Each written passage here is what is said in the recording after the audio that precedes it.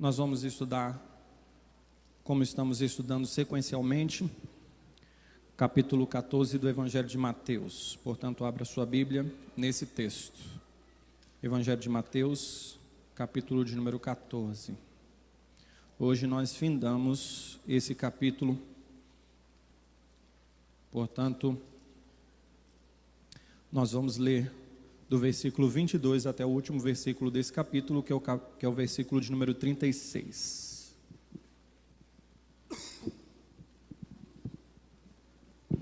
Eu vou proceder à leitura do texto. Os irmãos podem acompanhar atentamente a leitura do mesmo. Diz assim o versículo bíblico: Logo a seguir, compeliu Jesus os discípulos a embarcar e passar adiante dele para o outro lado, enquanto ele despedia as multidões. E despedidas as multidões, subiu ao monte a fim de orar sozinho. Em caindo a tarde, lá estava ele só. Entretanto, o barco já estava longe, a muitos estádios da terra, açoitado pelas ondas, porque o vento era contrário. Na quarta vigília da noite, foi Jesus ter com eles andando por sobre o mar. E os discípulos, ao verem-no andando sobre as águas, ficaram aterrados e exclamaram: É um fantasma! E tomados de medo, gritaram. Mas Jesus imediatamente lhes disse: Tende bom ânimo, sou eu, não temais. Respondendo-lhe Pedro, disse: Se és tu, Senhor, manda-me ir ter contigo por sobre as águas. E ele disse: Vem. E Pedro, descendo do barco, andou por sobre as águas e foi ter com Jesus. Reparando, porém, na força do vento, teve medo e, começando a submergir, gritou: Salva-me, Senhor! E prontamente Jesus, estendendo a mão, tomou-o e lhe disse: Homem de pequena fé, por que duvidaste? Subindo ambos para o barco, cessou o vento. E os que estavam no barco o adoraram, dizendo: Verdadeiramente és filho de Deus.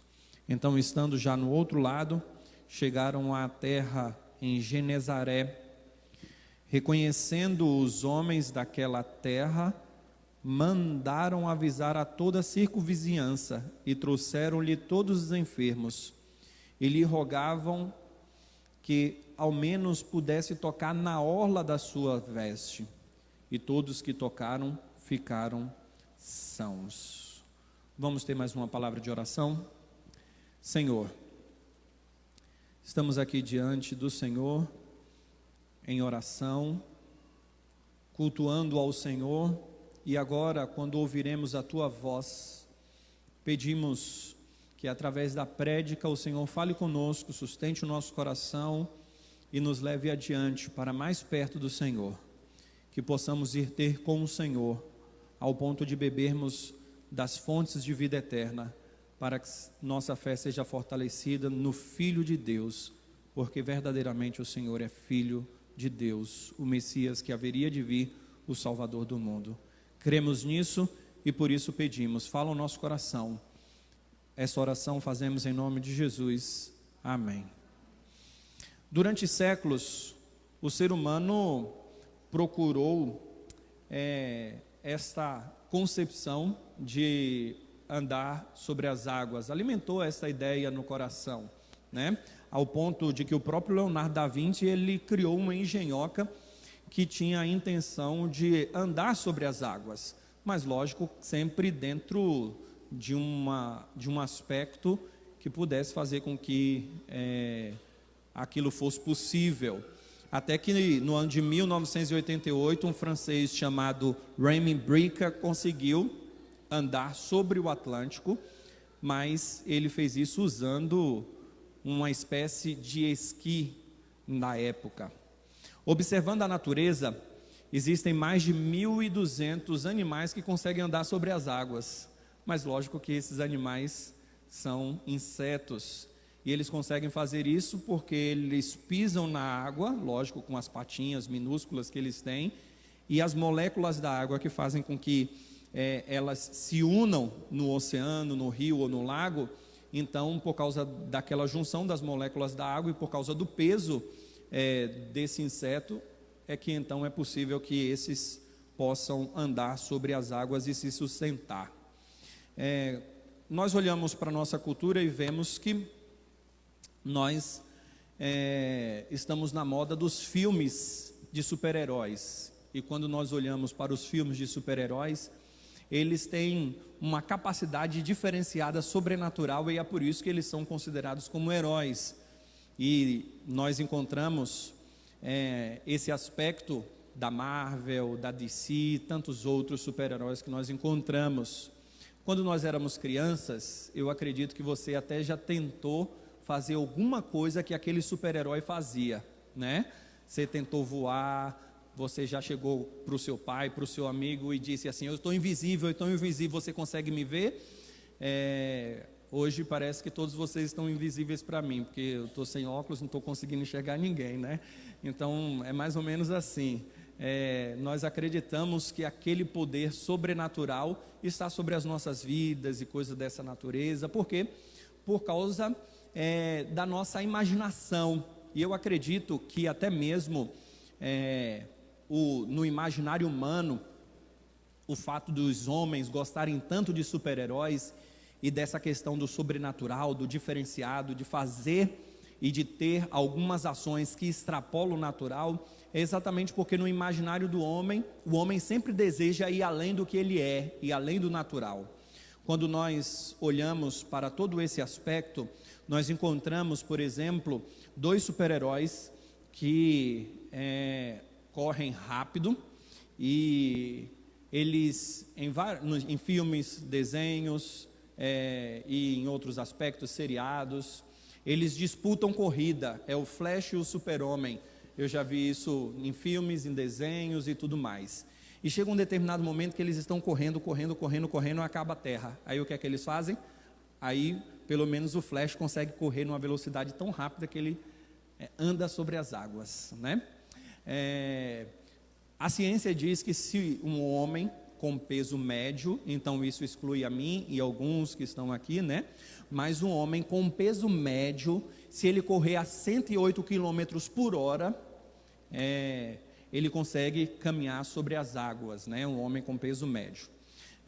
Quando nós pensamos em todo esse aspecto de filosofias de super-heróis e de tudo mais, nós encontramos, portanto, esta ideia, a ideia de alguém quebrar a barreira do natural, extrapolando o sobrenatural e então andando sobre as águas, ou tendo alguma outra atividade que possa ser considerado como uma atividade extraordinária. Às vezes nós até fazemos isso, né? Em algum aspecto, se você consegue dobrar o dedo de uma forma que ninguém consegue, pelo menos quando você era pequeno, você tinha vontade de mostrar para todo mundo, chamar a atenção, né? Se você conseguisse fazer alguma coisa diferente, você gostava de fazer para chamar a atenção, porque aquilo não é comum. Quando nós olhamos para o texto, Jesus faz algo que é incomum. Mas qual era a intenção dele? Será que seria exibicionismo? Será que era para chamar a atenção? Será que havia necessidade de realmente ele andar sobre as águas? Porque esse texto foi escrito? Porque Pedro andou sobre as águas. Então nós vamos estudar hoje à noite e entendermos porque tais realidades estavam circunscritas àquele momento e porque isso foi registrado na Bíblia. E eu já começo a dar algumas pistas já com o tema do nosso sermão. Nós vamos meditar hoje à noite sobre o seguinte tema: a fé no Filho de Deus que anda e nos faz andar sobre as águas. Um tema até que parece ser neopentecostal, né? Deus nos fazer andar sobre as águas. Triunfalista. Até parece aquela música, não vou me arriscar aqui cantar, apenas narrar, né? Se diante de mim não se abrir o mar, Deus vai me fazer andar sobre as águas. Mas eu gostaria de explicar o tema com dois aspectos iniciais. O primeiro aspecto, em duas etapas. O primeiro deles é que o verso de número 33, que é o verso que inclusive é a centralidade do texto, nós encontramos nele a expressão que os apóstolos que estavam no barco, eles exclamam: verdadeiramente és filho de Deus. Adorando, percebam a expressão adorando, eles falam isso.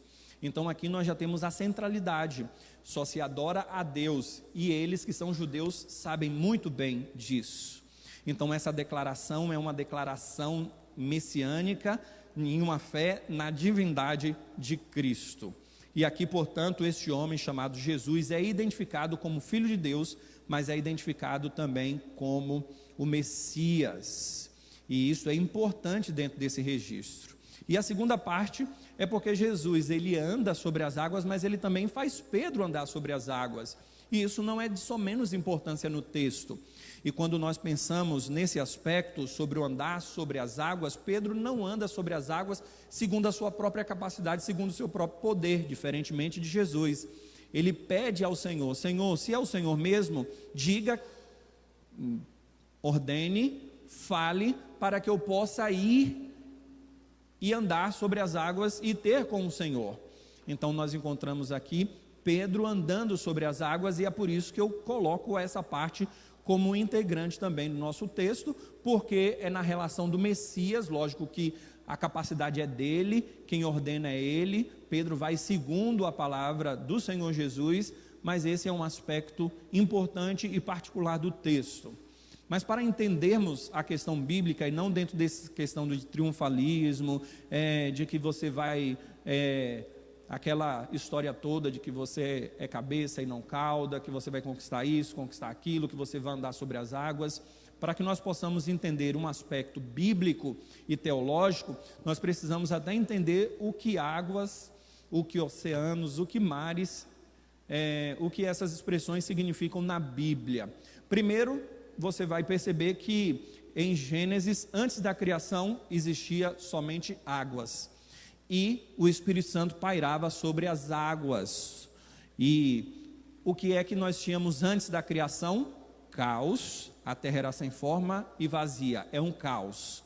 Quando nós olhamos para o livro de Jonas, no capítulo 2, e até mesmo antes, quando tem uma tempestade e tudo mais, mas ali quando Jonas vai fazer uma oração no ventre do peixe, daquele grande peixe, ele faz uma declaração da salvação de Deus em meio àquele caos, em meio àquela situação, e ele vai declarar em palavras que classificam o oceano, as profundezas do mares, como o próprio caos. Quando nós olhamos para Apocalipse, eu só vou pegar esses 3 textos, mas nós temos outros. Quando nós olhamos para Apocalipse, lá no último capítulo da Bíblia, nós encontramos a observação de que no céu não haverá mares, não haverá águas dentro desse aspecto, porque isso se passou com o primeiro céu e com a primeira terra. Então é dentro desse aspecto teológico que nós colocamos que os mares, os ajuntamentos de água, classificam, segundo a perspectiva bíblica, segundo a teologia, segundo o ensinamento do todo das Escrituras, caos, desajuste, angústia, sofrimento, dor. É por isso que o Senhor acalma a tempestade, não só aqui, mas em um outro momento também. E é dentro dessa perspectiva que o Filho de Deus, ele tem um controle sobre o caos, ele tem um controle sobre a nossa vida. Normalmente, quando nós falamos que a nossa vida está perdida, nós usamos a figura de que estamos no barco e nós perdemos o remo, e então nós somos levados pela correnteza. Não sei quantos de vocês já foram pescar e de repente veio aquela chuva, a tempestade, e você deve ter ficado com medo. Ou até mesmo você já deve ter pensado assim: eu nunca vou fazer um cruzeiro, ficar dentro de um navio e ver aquela imensidão de mar, eu não vou fazer isso de forma alguma. Então, quando nós pensamos nessa questão de estar em um barco, estar perdido em meio a um oceano, em meio a um rio, em meio a um grande lago, bate em nós aquele desespero. Imagine você caindo no mar, em alto mar, o que é que você iria sentir? Uma sensação de paz? Acredito que não é verdade? Então, nós temos esta ideia, e esta ideia, ela mostra exatamente o aspecto da dificuldade que as pessoas passam em meio aos mares. Mergulhadores relatam fatos de terror, quando alguma coisa sai do eixo, pessoas que foram fazer mergulho pela primeira vez, relatam também o desespero que tiveram só em pensar em ficar submerso por um bom tempo, mesmo com oxigênio, com cilindro ou coisa dessa natureza. As pessoas têm medo das águas e as águas trazem terror mesmo. E é dentro desse contexto que o Senhor Jesus anda sobre as águas e ele acalma a tempestade em um vento que era contrário, e isso é um símbolo de que o Senhor Deus governa todas as coisas, os mares, e ele também governa o barco da nossa vida, e nada escapa do controle dele. O Senhor nos ama, nos guarda e tem o melhor para nós. Portanto, esse é o propósito de Jesus, andar sobre as águas, fazer com que as pessoas o identificassem como Filho de Deus, nós que lemos esse texto, e entendermos que esse Filho de Deus tem um governo sobre todas as coisas, e ele inclusive tem poder para fazer aquilo que ninguém faz. Não foi, portanto, exibicionismo, não foi, portanto, porque lhe faltava barco. Faltou um barco para ele, então ele poderia ter criado um barco, ele poderia ter se precavido para que isso não acontecesse. Ele poderia ter pedido aos discípulos que esperassem, ou coisas dessa natureza. Portanto, esses aspectos podem até estarem presentes como uma falta de barco, mas é um aspecto secundário. A grande verdade é que ele tinha um propósito de se manifestar como Filho de Deus, e ele se manifestou desta forma, aquele que é poderoso e que tem todas as coisas em suas mãos e tem todo o poder na sua mão. O verso de número 1 nos mostra que Jesus, melhor dizendo, não é o primeiro verso, não é o verso 1, né? É o verso número 22. Mostra que Jesus compeliu os discípulos a embarcar e a passar adiante. Então foi um pedido do Senhor, né? E enquanto isso, ele despedia as multidões. Lembremos que essas multidões fazem parte daquele grupo de pessoas que viram e que foram alimentadas, viram o milagre da multiplicação de pães e peixes e foram alimentadas. E o Senhor, depois de despedir, no versículo 23, diz que ele foi ter com o Senhor em oração e ficou ali orando sozinho com o Senhor Deus. E depois o texto continua dizendo que na quarta vigília da noite, isso no versículo de número 24, depois do barco estar a muitos estádios da terra, o Evangelho de João nos diz que eram 180 metros, porque há um cálculo ali em relação aos estádios que o Evangelho de João nos coloca, entre 25 a 30 estádios. Nós encontramos Jesus indo ter com eles na quarta vigília da noite. Na cultura romana, a noite era dividida em 4 partes, na cultura hebraica 3 partes. Se for em 4 partes, e aí é o cair da tarde, né? O início da noite até o romper da aurora, até o despertar do sol. Então você divide aí dentro da cultura romana as 12 horas da noite, né? Em 4 partes. Então Jesus foi ter na quarta vigília da noite, na quarta parte, portanto ele esteve entre 6 da manhã até as 3, das 3 horas da madrugada até as 6 horas da manhã. Esse foi mais ou menos o período, mais ou menos como eu quero dizer em relação ao tempo que compreende, as 3 da madrugada até as 6 horas da manhã, dividido, portanto, em 4 horas, conforme a cultura romana, como o texto diz, na quarta vigília da noite. E como o Senhor vai? Andando por sobre as águas. Aqui, Pedro ouve, portanto, a voz do Senhor Jesus, depois dos discípulos estarem aterrados, achando que era um fantasma. E o interessante é que nós, se estivéssemos lá, provavelmente também ficaríamos assim, sentiríamos isso, né? E nós encontramos então Pedro falando: olha, Senhor, se é o Senhor mesmo, então faça com que eu vá até o Senhor. E ele dá os primeiros passos, caminha sobre as águas, e então nós encontramos aqui Pedro andando sobre as águas, mas Pedro também naufraga. Pedro, ele vacila ao ponto de olhar para o vento, ele olha para as circunstâncias e ele começa a afundar. Nós vemos essa dinâmica de Jesus andar sobre as águas, e quando nós olhamos para esse aspecto, é natural que os discípulos tivessem medo. eu perguntaria para você: você acredita em fantasma? Eu tenho certeza que todos vocês diriam não. Mas imagine você em alto mar, sem energia. Pense que o barco não tem farol, que eles não têm celular com lanterna, eles não têm nada.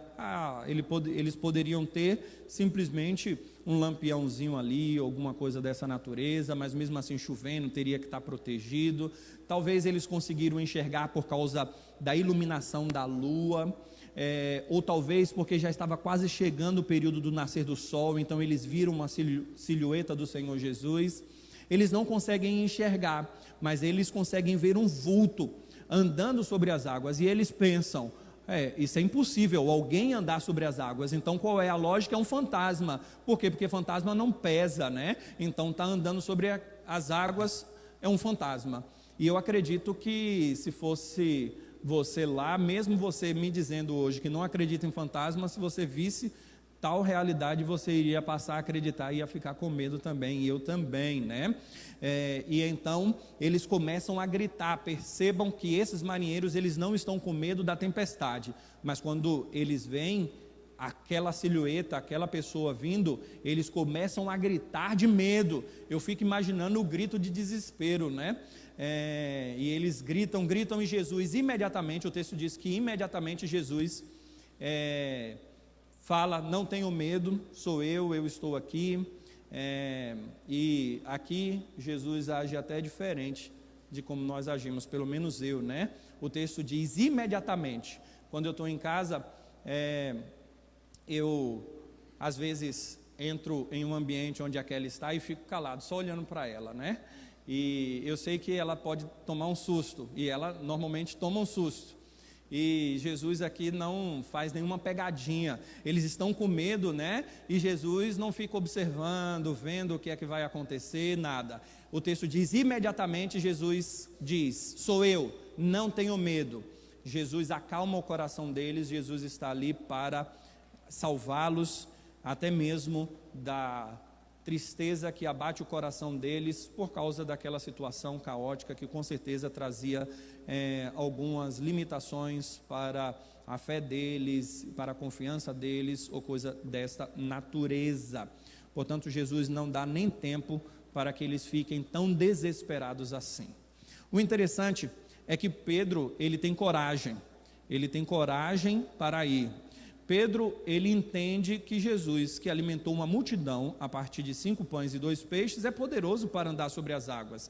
E Pedro entende muito mais. Pedro entende que esse Jesus, que pode fazer aquilo, pode também fazer com que ele ande sobre as águas. Mas a coragem de Pedro não é simplesmente em pedir, mas a coragem de Pedro é também em ir. Percebam a ousadia desse homem. Senhor, se é o Senhor mesmo, e ele está crendo que é o Senhor, ele está simplesmente dizendo: eu creio que é o Senhor, porque se ele não tivesse acreditando, ele não ia pedir isso, né? Então ele acredita que é, e ele quer uma confirmação para que ele possa dar esses passos de fé. E ele não só pede, mas como eu disse, ele sai. Imagine o primeiro passo de Pedro, né? Imagine ele saindo do barco e colocando os pés sobre as águas. Ele faz isso porque ele acredita que isso é possível. E então o Senhor diz: pode vir, Pedro. E Pedro vai segundo a palavra do Senhor Jesus. Mas em um determinado momento, diz o texto, que Pedro tem medo. Aquele medo que assolou o coração dos discípulos quando viram Jesus e achavam que era um fantasma. Esse medo, em algum aspecto, um aspecto diferenciado, também abate Pedro naquele momento, mesmo depois dele ter dado algumas caminhadas. Por quê? Porque ele repara no vento. O texto diz isso: ele começa a olhar para a tempestade e reparar para o vento. E ele então tem medo e ele começa a afundar. Eu vou tentar exemplificar o que aconteceu aqui, apesar de que eu imagino que vocês já captaram o que aconteceu, com uma experiência que eu tive com a Kelly. Eu gosto de alguns esportes radicais, algumas aventuras, né? Algumas recreações assim. Já saltei até de paraquedas, né? Já fiz rapel e outros aspectos mais. E nós fizemos uma vez o parasailing. E eu chamei, a Kelly já é medrosa, ela: não, vamos não. Eu encorajei, ela: não, vamos então. E nós fomos. Para quem não conhece, o parasailing é uma recreação que normalmente é feita no mar, mas pode ser feito com carro também. Com um meio de locomoção. O nosso foi um barco que puxa, tem uma corda amarrada, ele lhe puxa, e no outro, um pedaço da corda uma ponta da corda está amarrada no barco, e na outra extremidade tem uma cadeira, e como se fosse um paraquedas, aí vai lhe puxar, e você então fica nas alturas, né? Como se fosse, quem já empinou pipa, arraia, né? Dependendo da região, é mais ou menos isso, você fica lá nas alturas mesmo, olhando de cima, sendo puxado por uma embarcação. E aí, nós começamos, subimos, trocando a pipa com o parasailing, foi dando linha, né? A gente foi subindo, foi soltando a corda, fomos subindo e ficamos num patamar muito elevado. E como estávamos olhando para o mar, estávamos tirando foto, a Kelly estava tranquila, nós ficamos uns 20 minutos tirando foto, curtindo e tal. De repente eu estou lá me filmando, quando eu olho para a Kelly está assim. Mas ela não estava tranquila, igual Pedro, né? Andando sobre as águas, olhando, sobre as águas literalmente bem alto, né? E aí estava lá, mas de repente ela estava assim. Eu falei, você está com medo, amor? Tô. Por quê? Porque naquele momento ela pensou, olha onde eu estou. Se eu cair daqui, eu vou virar picadinho de tubarão. O tubarão vai me traçar. Isso se eu não morrer, né? Porque se eu morrer, essa não já é mais uma preocupação. Então, naquele momento ela ficou com medo. Então, trocando 6 por meia dúzia, foi isso que aconteceu. Pedro estava andando, mas de repente ele pensou, o que é que eu estou fazendo? Eu estou aqui nessa vastidão de mar, de lago,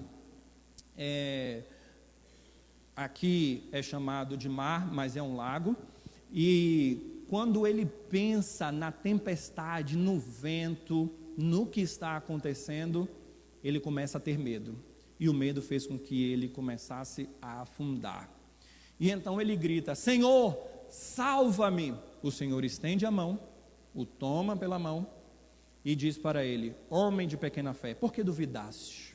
Ele duvidou que ele poderia continuar naqueles passos, ele duvidou que ele estava seguro, e então ele teve medo, e o medo fez com que ele pensasse que iria acontecer com ele algo de ruim. E então nós encontramos aqui Jesus salvando, e depois nós encontramos Jesus colocando Pedro no barco.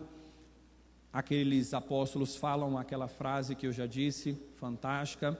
E depois nós temos 3 versículos que funcionam como versículos transicionais. Eles vão fazer a transição para o outro texto, mostra que Jesus chega do outro lado em uma cidade e as pessoas afluem para aquele que é poderoso para receber curas, aquele que é grandioso, aquele que é misericordioso, aquele que salva. Portanto, essa é a explicação do texto. Agora eu gostaria de trazer algumas aplicações para o mesmo. Apenas expliquei, agora vamos trazer as aplicações e as lições. A primeira lição que eu gostaria de trazer é sobre a oração de Jesus. Percebam que Jesus foi orar.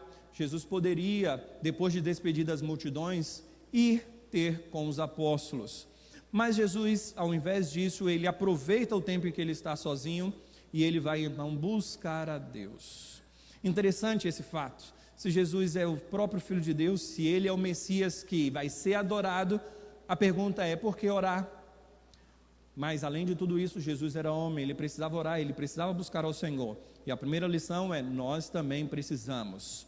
William Hendrickson, que é um intérprete bíblico, ele que já escreveu, ele é um intérprete bíblico por causa que ele interpretou, mas ele já é falecido. Quando nós olhamos para o que ele diz, é muito interessante o aspecto.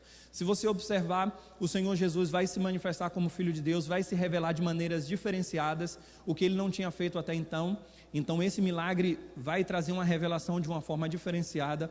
Nós vamos encontrar a transfiguração próximo aqui desse contexto. Nós vamos encontrar inclusive o Senhor Jesus perguntando, quem eu sou para vocês? E Pedro diz: tu és o Cristo, o Filho de Deus vivo. E o texto vai dizer que a partir daquele momento, no capítulo 16, Jesus começa a dizer o que ele haveria de passar, o sofrimento na cruz e tudo mais, porque até então ele não havia revelado esse aspecto da sua obra, da sua encarnação. E então nós encontramos ali Pedro até dizendo: isso não vai acontecer com o Senhor. E o texto deixa claro que a partir daquele momento Jesus começou a ensinar tal realidade do sofrimento dele e da salvação na cruz. Portanto, nós encontramos aqui o Senhor Jesus caminhando nesse ápice da revelação, e Jesus está se manifestando para aqueles discípulos, porque eles dariam continuidade à proclamação do Evangelho depois da partida dele. É interessante que no contexto anterior, Jesus diz: deem vocês mesmos de comer. Nós pregamos isso na semana passada. Por que Jesus está dizendo deem vocês mesmos de comer? Para que eles falassem da impossibilidades deles alimentarem e fizessem com que eles refletissem no poder que Jesus tinha depois daquele milagre, ou até mesmo antes. Era uma forma de fomentar no coração e na mente deles esse entendimento e essa reflexão que haveria de martelar a vida deles pelo resto da existência deles dentro do cristianismo. Então Jesus está se manifestando. E aí o William Hendrickson diz o seguinte: provavelmente Jesus orou por esses discípulos, orou para que eles tivessem um conhecimento da verdade do Evangelho, tivessem um conhecimento de quem Jesus era. E então William Hendrickson vai falar sobre essa perspectiva. Provavelmente aqueles discípulos eram alvos da oração de Jesus. Então a lição clássica aqui que eu gostaria de tirar, além de que nós devemos dedicar tempo à oração, é que na tarefa do discipulado nós temos que orar por outros. Nós temos que ensinar, revelar Cristo, para que essas pessoas, mostrar Cristo, melhor dizendo, para que essas pessoas possam glorificar a Cristo como Filho de Deus. E é dentro desse aspecto que nós devemos orar por outras pessoas. Assim como nós entendemos que Jesus, ele ora, intercede por nós junto ao Pai, porque ele cuida bem dos seus. Então nós temos que discipular e orar por outras pessoas. Essa é a lição.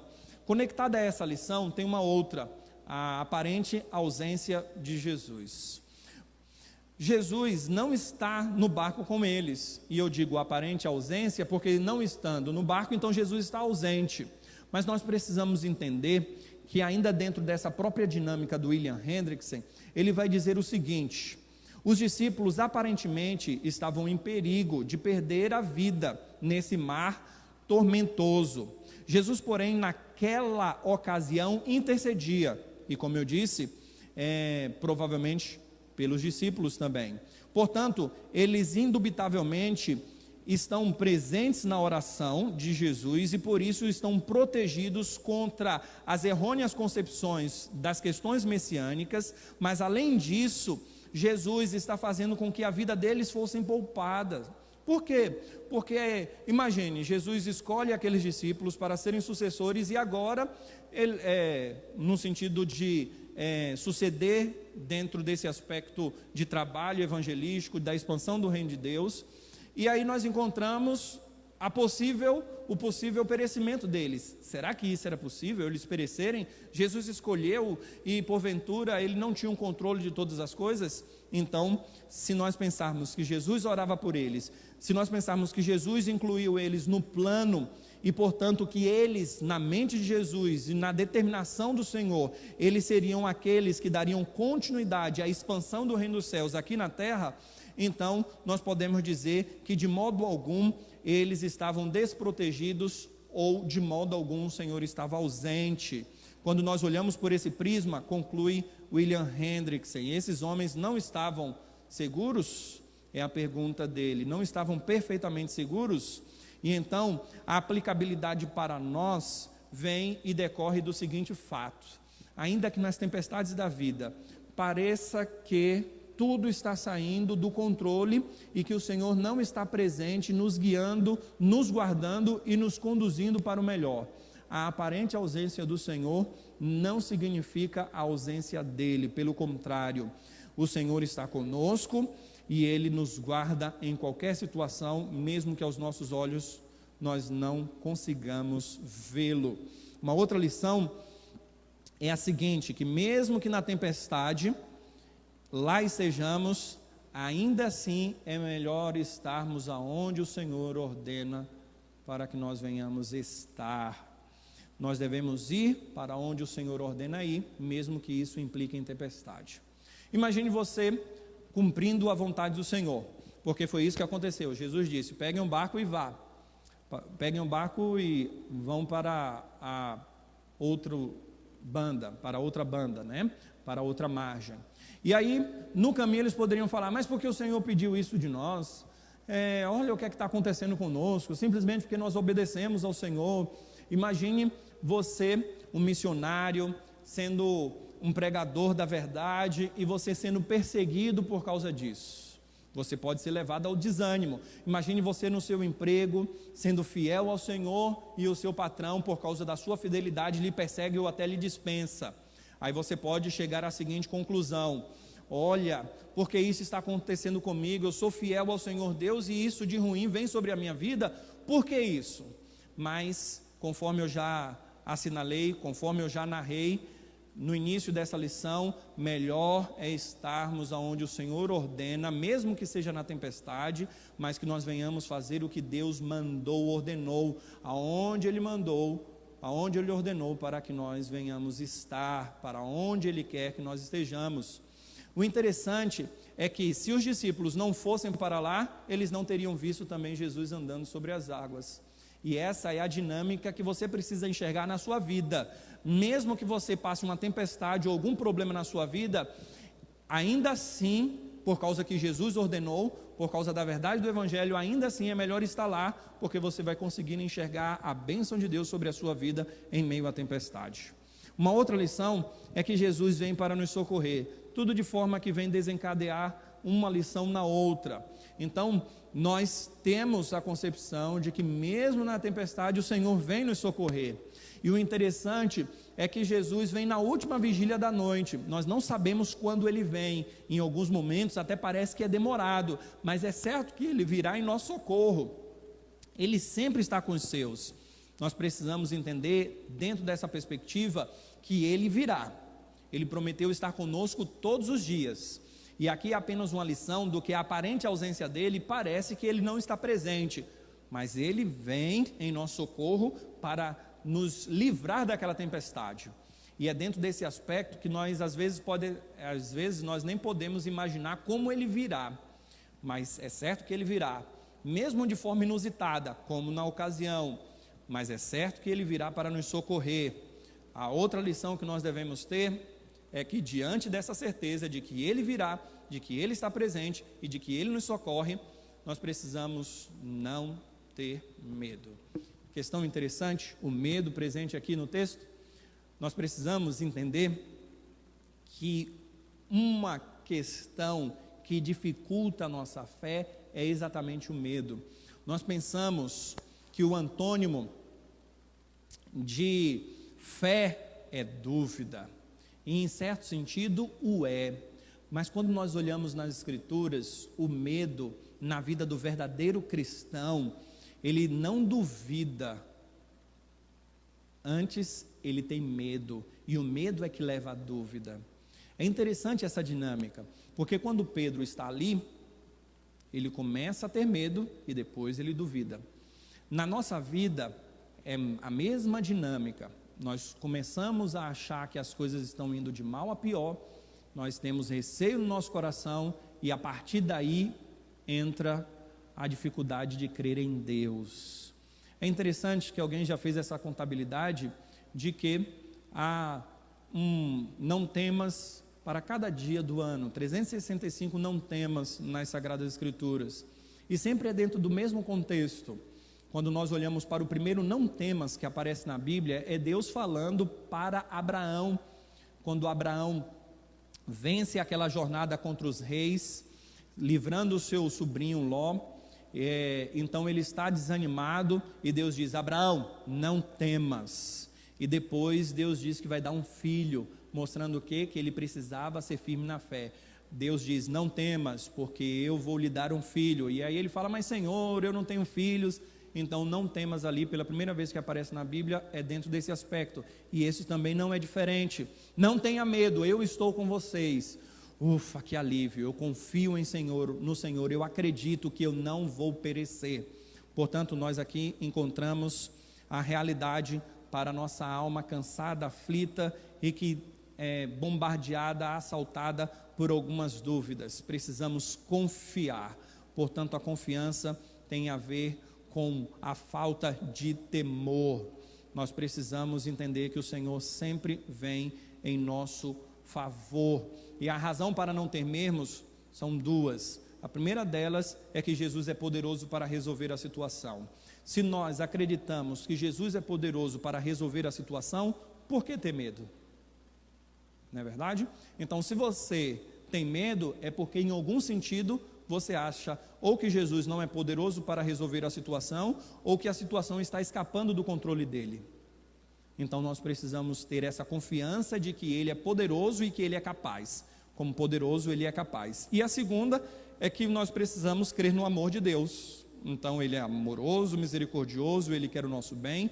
Então nós não devemos temer, porque essas duas realidades associadas fazem com que Ele guie o barco da nossa vida exatamente para o local onde Ele quer e Ele deseja. Portanto, uma próxima lição é termos a correta percepção da situação. Porque esse aspecto que eu acabei de salientar é ter uma correta percepção para não termos medo. E olha a falta de percepção deles. Eles estão com medo por causa da chegada de Jesus, mas porque eles não conseguem enxergar, lógico, por causa da noite. Mas se eles tivessem uma percepção correta de que era Jesus, eles teriam medo? Não. Pelo contrário, eles iam era se alegrar. Oba, agora a tempestade vai embora. Agora Ele vai resolver essa situação. E então eles começam a ter medo, porque eles não têm a correta percepção, eles não sabem que Jesus está ali. E é assim mesmo que funciona na vida cristã. Nós devemos ter o discernimento de quem é Jesus, do amor dele, do poderio dele. Tendo essa concepção correta, portanto, nós vamos ter um coração firmado no Senhor, em fé inabalável. Nós não vamos sofrer angústia, dor, destruição ou qualquer tempestade, porque quando nós olharmos, nós vamos entender que Jesus está conosco. Então o que está acontecendo ali é que Jesus está indo ao encontro deles para estar com eles. Uma outra lição é que o que nós fazemos na fé, nós só fazemos com base na palavra de Deus. Portanto, a correta percepção faz com que nós venhamos a agir na fé com o Filho de Deus, no Filho de Deus, e com base na palavra de Deus. O que é que Pedro fala? Senhor, se for o Senhor mesmo, peça, mande, ordena que eu ande. Pedro poderia simplesmente falar, eu vou andar, eu quero ver se é o Senhor mesmo, mas ele sabe que ele não tem poder nele mesmo. Ele sabe que ele não é capaz. Então ele pede, e ele entende que com base na palavra do Senhor é que ele vai agir. E assim também é na fé cristã.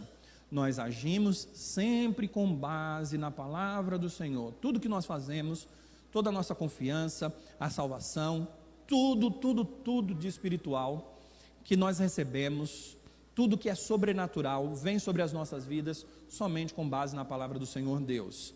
Mas isso deve nos levar ao entendimento que é só com base na palavra de Deus. Hoje tem muita gente por aí dizendo, sobre a tua palavra eu vou fazer isso, sobre a tua palavra eu vou fazer aquilo, sobre a tua palavra eu vou fazer isso. Deus não disse que nós iríamos fazer isso ou aquilo conforme essas pessoas estão dizendo aí. Então nós precisamos ter uma correta percepção da palavra de Deus para também colocarmos uma fé consciente e verdadeira no Filho de Deus e nas palavras dele, não em suposições. Por exemplo, depois dessa palavra, eu não quero que você acredite que você é poderoso para andar sobre as águas e você de repente fala bem assim, eu vou para Luz e Mangues, mas agora eu vou deixar meu carro estacionado aqui, não quero gastar combustível, eu vou sair andando e chegar do outro lado. Não faça isso, porque Deus não prometeu isso para você. E, portanto, é dentro dessa concepção que, associando a outras realidades, você não vai chegar por aí e falar, eu vou parar de tomar remédio. Por quê? Porque Deus disse que era para eu parar de tomar remédio, porque Ele vai me curar. Então, nós andamos segundo a palavra de Deus, mas não segundo suposições errôneas quanto à palavra de Deus. Alguém diz que está fazendo isso com base na palavra de Deus, mas na verdade ele não tem a correta percepção da palavra de Deus, e aí ele age de forma equivocada.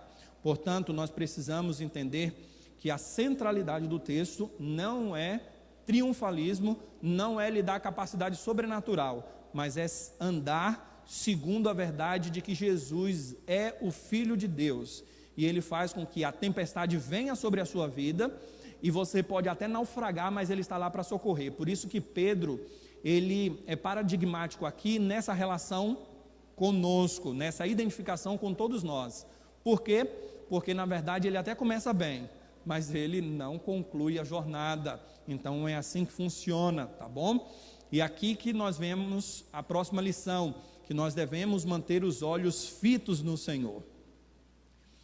O texto diz que Pedro começou a reparar, a olhar para a tempestade. E ele poderia muito bem fazer o que o autor da carta aos Hebreus, no capítulo 12, disse: olhando firmemente para o autor e o consumador da nossa fé. Então, nós precisamos entender que o nosso referencial é o Senhor, que nós devemos olhar para o Senhor, que é o Senhor quem nos faz andar. Quando nós tiramos os olhos do Senhor, é certo que nós vamos colocar no oposto do Senhor, nas adversidades, nas lutas, no pecado e em tudo mais. Quando nós fitamos os olhos no Senhor, nós tiramos os olhos das circunstâncias. Quando nós colocamos os olhos nas circunstâncias, nós tiramos os olhos do Senhor. E é por isso que o apóstolo, o escritor da carta aos Hebreus, sabe muito bem disso, e ele diz: olhando firmemente para o autor, aquele quem dá a fé, mas aquele quem consuma a fé.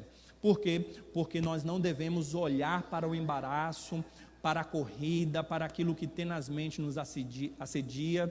Nós não podemos fitar os olhos nas circunstâncias, porque nós perdemos o alvo, que é o Senhor Deus. Portanto, quando nós estivermos passando por problemas de qualquer natureza, nós precisamos manter os olhos do Senhor e não ficar observando os problemas. Quando nós focamos muito nos problemas, nós perdemos a fé e nós perdemos o referencial da salvação. Agora, quando nós olhamos para o Senhor, então o medo não vai nos tomar conta, e nós vamos caminhar segundo a palavra do Senhor e teremos uma fé que não será vacilante. Precisamos entender que assim como Jesus chamou Pedro, com base na própria fé de Pedro, nós devemos entender que seguir ao Senhor implica em ter fé. Ele tinha fé, ele exercita a fé dele, ele diz que vai, ele dá o primeiro passo. Então, olhar para Jesus é manter a fé nele, olhar para os problemas é duvidar de Cristo. Agora, o interessante é que quando nós olhamos para os problemas e não para Jesus, então nós temos medo, nós temos o naufrágio, nós temos ali a problemática do texto. Qual é a problemática do texto? A tempestade e logo em seguida o naufrágio de Pedro, né? E aqui nós entendemos uma lição preciosa, e essa lição falou muito ao meu coração. Por quê? Porque é bom e importante começar bem, mas nós temos que concluir. E o interessante é que nós somos, como eu já disse, como Pedro. Nós até começamos bem. Você assiste um filme e aquilo lhe inspira. Você ouve uma mensagem e você diz: serei diferente. Isso é importante, mas não é o mais importante. Porque muitos começam uma empreitada, muitos começam, mas o mais importante é permanecer firme naquela jornada. E é interessante esse aspecto, sabe por quê? Porque percebam que aquela dinâmica não era uma dinâmica fácil. Ela não era uma dinâmica fácil. Andar por sobre as águas implicava em fé, implicava em coragem, e é assim que nós somos levados quando ouvimos a palavra do Senhor. Pode vir, Pedro. Ouvi de imediato e fui. Eu comecei bem, mas a jornada implica em uma situação conflituosa. A jornada implica em uma dificuldade. E quando a dificuldade está presente, eu sou levado a não permanecer, a não concluir aquilo que comecei. É assim que acontece. Você provavelmente já passou por isso. Incentivado pela palavra do Senhor, ouviu a mensagem do Evangelho, você diz: com fé eu vou agora tomar essas e essas atitudes. Você até começa, mas de repente você já não permanece naquele propósito. E por que isso? Por causa de tal realidade. Nós começamos bem, mas nós imediatamente não permanecemos. E é interessante essa expressão que eu acabei de usar, imediatamente, logo em seguida. E é essa a lição próxima que eu gostaria de trazer: a frágil fé no rápido esquecimento. Imagine, aquele apóstolo que foi levado a dar os primeiros passos, ouviu a palavra do Senhor, começou a andar. Na minha opinião, em certo sentido, era muito mais difícil você ter essa atitude do que chegar ao final, em certo sentido. Por quê? Porque tinha que ter muita coragem. Mas ele fala, anda, mas ele esquece rapidamente. Ele provavelmente lembrou da multiplicação, de tudo que Jesus fez, de todos os milagres que ele presenciou, e ele simplesmente quis provar daquela oportunidade de ter com o Senhor. Ele ainda diz: Senhor, se é o Senhor mesmo, faça com que eu ande sobre as águas e venha ter contigo, eu quero me encontrar com o Senhor. Isso é muito paradigmático no texto. E Jesus diz: vem, meu filho, pode vir, já que você quer, venha. E então Pedro vai, mas ele se esquece rapidamente de que Deus pode guardá-lo, de que Jesus está ali. Interessante esse aspecto. Ele está ali e então ele está passando rapidamente da fé e da confiança para a incerteza e a dúvida. E a pergunta que fica, portanto, é: como pode tão rapidamente Pedro sair de uma confiança para uma debilidade na fé? A resposta vem de Spurgeon. Ele diz o seguinte: porque a fraqueza da carne prevalece sobre o desejo do Espírito. Você tem um desejo do Espírito de se manter firme, mas a fraqueza da carne muitas vezes prevalece sobre o desejo. Você tem que fazer além de um desejo. Você tem que ter uma resolutividade, uma resolução no coração, uma confiança e uma perseverança. Nós precisamos começar bem, mas acima de tudo nós precisamos concluir bem. O começo é importante, porque você não conclui se você não der os primeiros passos. Mas se você der os primeiros passos e não concluir, também de nada adianta. Às vezes nós desejamos fazer o que é correto e até começamos a fazer, mas uma fraqueza em nós, há uma inabilidade em nós, e isso nos leva tão rapidamente ao medo, isso nos leva tão rapidamente à dúvida. Portanto, que nós venhamos entender que Pedro poderia seguir dentro da seguinte lógica: se eu comecei a andar, é mais fácil eu chegar lá. Os primeiros passos sobre as águas me levarão ao destino final em segurança e em confiança, porque Jesus me deu essa oportunidade de me encontrar com Ele sobre as águas e eu estou andando. Mas Ele não observou que Ele estava andando sobre as águas ao ponto de dar confiança. Ele não olhou para o Senhor, mas Ele olhou para as circunstâncias, e é por isso que Ele passa tão rapidamente da fé para a dúvida, e assim acontece com muitos de nós. Ouvimos a palavra de Deus, saímos animados, mas na segunda-feira logo naufragamos na fé.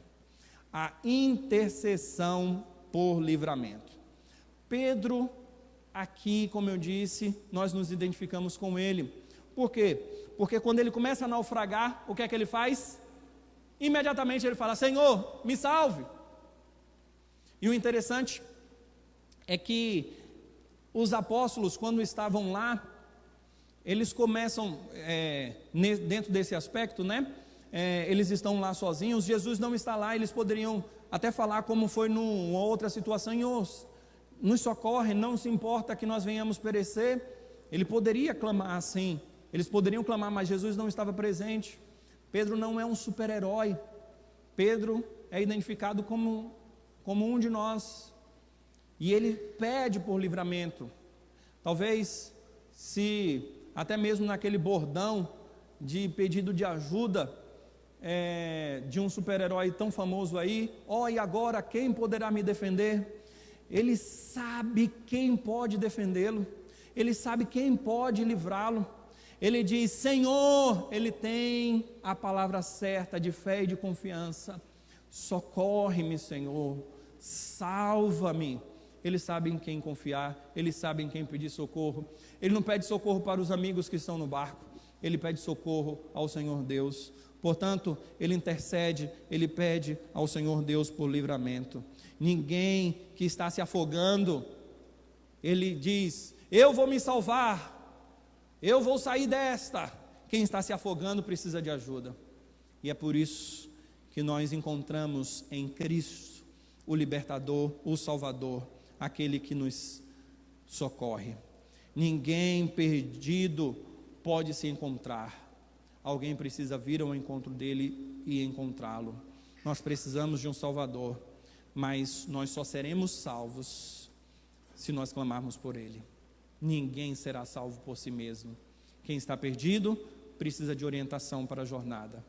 Quem está se afogando, quem está perecendo, precisa clamar, precisa interceder, precisa chamar. A mão salvadora de Jesus, essa é a próxima lição, que lição fantástica. Jesus poderia, depois de ouvir Pedro falando, salva-me, aquele que tem poder para andar sobre as águas, ele não poderia fazer assim? Ok, Pedro, volte a andar novamente sobre as águas, e ele voltaria, ou qualquer outra forma de livramento. Mas o interessante é que Jesus o livra da forma mais natural, mas ainda que seja mais natural, é a que mostra empatia, amor e verdadeiramente livramento. Jesus, próximo dele, estende a mão, toma pela mão, o segura e o salva, de forma pessoal. E aqui nós nos lembramos do profeta que diz que os ouvidos do Senhor não estão agravados nem surdos, ao ponto de não nos ouvir chamá-lo, ao ponto de não nos ouvir clamar, e nem muito menos a sua mão está encolhida para que ele não possa nos salvar. Portanto, Jesus, de forma magnífica, pessoal, estende a mão, toma Pedro pela mão e o sustenta. É assim que acontece com a sua vida, é assim que acontece com a minha vida. Ainda que não seja uma mão física, mas a mão do Senhor, de forma espiritual e sobrenatural, está sobre a sua vida para lhe salvar e para lhe libertar. Portanto, o poder sobrenatural do Senhor Jesus é manifestado sobre o mundo natural. Percebam que o Senhor Jesus, depois de pegar Pedro, anda com Pedro, e o texto diz que quando Jesus pisa juntamente com Pedro, o barco, o que é que acontece? A tempestade imediatamente cessa. Só foi o Senhor pisar no barco que então a tempestade acabou. Que presença gloriosa do Senhor, que ação fantástica que estava impregnada agora na mente dos discípulos, e é por isso que eles naquele exato momento adoram ao Senhor. Por quê? Porque eles veem a ação sobrenatural do Senhor sobre o mundo natural. Quem é que consegue parar uma atividade vulcânica, parar um fogo, parar uma força da natureza, como uma tempestade? Quem consegue fazer isso? Ninguém. Mas se Jesus faz isso, simplesmente pisando no barco, cessa naquele exato momento, tem alguma coisa diferente nele. Ele tem um poder da natureza sobre a sua vida. Ele tem um poder sobre a natureza em sua vida. Ele tem um poder sobre todas as coisas. Esse é o Deus das Escrituras. Nenhum homem é capaz de fazer isso. Portanto, a lógica é: este verdadeiramente é Filho de Deus, este verdadeiramente é o Senhor. Agora fica a pergunta: por que acreditarmos que a nossa vida está perdida, ou está à deriva, ou estamos caminhando para a destruição, se no barco da nossa vida o Senhor caminha conosco? E aí me valho daquele bordão que eu já usei aqui em outras oportunidades: o Senhor não garante jornada tranquila, mas Ele garante chegada segura. A tempestade está presente, mas quando Jesus está no barco, a bonança se faz presente. Ele alcança a nossa mente, Ele alcança o nosso coração, para que nós venhamos confiar nele, e para que nós venhamos saber que Ele tem o melhor para nós, que Ele trabalha em nosso favor, e que Ele, portanto, nos salva, nos liberta e tem a bênção para a nossa vida. Jesus está no controle. E portanto, as duas últimas lições é que o texto termina dizendo, o texto da tempestade, sobre adoração. E é esta a razão, como eu já identifiquei, da escrita do texto e do entendimento do porquê Jesus andou sobre as águas, para que eles entendessem que Jesus era Deus, e consequentemente isso levou a adoração ao Senhor. Nós estamos aqui hoje por quê? Porque nós entendemos que Cristo é o Salvador, e nós viemos aqui para adorá-lo. Esta é a finalidade de todos nós, a razão da nossa existência, a razão desse ajuntamento. Estamos aqui para adorar aquele que nos salvou, aquele que nos libertou. Portanto, Ele é Deus, Ele merece toda a honra e toda a glória, toda a adoração lhe é devida. E por isso o nosso coração, as nossas volições, todos os nossos sentimentos estão voltados para o Senhor e devem estar voltados para o Senhor em adoração. Nós entendemos o quão grande é esse Deus e nós nos prostramos ante a sabedoria e a soberania dEle. Tudo que o Senhor faz deve nos levar a esse entendimento. Estou aqui, existo para adorá-lo. E portanto, a outra lição é que depois dessa dinâmica, quando o Senhor chega do outro lado, as pessoas ouvem falar que Jesus está ali e eles então vão até o Senhor Jesus. E a lição última, a derradeira lição, é que depois de tudo que nós ouvimos, qual será a nossa posição? Qual será a nossa atitude? Vamos procurar o Senhor simplesmente como um libertador, como um curandeiro, como alguém que vai fazer-nos andar sobre as águas, fazer coisas sobrenaturais? Ou nós vamos adorá-lo porque reconhecemos quem Ele é, reconhecemos que Ele é o Filho de Deus, aquele que merece toda a honra e toda a glória. Essa é a perspectiva do texto. As pessoas procuraram o Senhor Jesus porque queriam milagres, mas muitos pereceram depois da morte. Nós procuramos em Cristo a salvação das nossas almas. O interessante é que no Evangelho de João, no capítulo 6, depois de Jesus multiplicar os pães e os peixes, Jesus fala que Ele é o pão da vida, e aquele que come, se alimenta do Senhor, tem a vida eterna. É esse o ensinamento que todos os milagres procuram trazer nas Escrituras, o ensinamento de que sem Ele nós estamos perdidos, mas nós precisamos clamar a Ele por socorro, nós precisamos ir até Ele, para que possamos sair ao seu encontro e recebermos a vida que Ele tem para nós. Portanto, Jesus é Deus, Ele é também misericordioso. Ele vê Pedro naufragando, Jesus socorre aquele apóstolo, e recebe reprimendas. Pedro recebe as reprimendas: ó homem de pequena fé, por que duvidaste? Mas mesmo assim Jesus o salva. A verdadeira fé, por mais pequena e vacilante que seja, se é uma fé verdadeira, nós sempre teremos Cristo do nosso lado, e é por isso que nós precisamos nos achegar a esse Cristo, porque Ele é misericordioso, e a nossa salvação não depende da nossa capacidade, até mesmo de crer nele, mas uma fé débil, pequena que seja, se for nesse Cristo, pequena como a semente de mostarda, ainda assim, se for uma fé verdadeira, se for uma fé alicerçada no Cristo das Escrituras, é o poder desse Cristo que é o autor, que é o doador da fé e o consumador, que há de fazer com que nós venhamos crer até o fim. Não há nenhuma fé verdadeira que, por pequena que seja, se ela pedir socorro ao Senhor, se ela clamar ao Senhor, nós temos a certeza de que o Senhor virá ao nosso encontro para nos salvar. Esta fé sempre triunfará. Por isso que não é uma fé triunfalista em aspectos naturais e sobrenaturais, mas é uma fé triunfalista no Filho de Deus que veio para nos salvar. Nós cremos nele como Salvador das nossas almas, não como um curandeiro e um milagreiro. Portanto, assim é o meu tema e assim eu termino essa prédica. A fé no Filho de Deus que anda e nos faz andar sobre as águas. Que tenhamos a fé nesse Deus verdadeiro, porque Ele veio nos salvar. Vamos ficar em pé? Oremos. Senhor, obrigado por Teu Evangelho, obrigado pela mensagem de vida eterna. Que sejamos firmados nos caminhos do Senhor, para amarmos cada vez mais ao Senhor e temermos ao Senhor hoje e sempre. Essa é a nossa oração e a fazemos em nome de Jesus, o Filho de Deus, o eterno Salvador. Agora, meus amados irmãos, recebam a bênção e ide em paz. Que a graça do nosso Senhor e Salvador Jesus Cristo, que o amor de Deus, do nosso eterno Pai, que a consolação e a companhia do Espírito Santo de Deus estejam com todos vocês, desde agora como para sempre.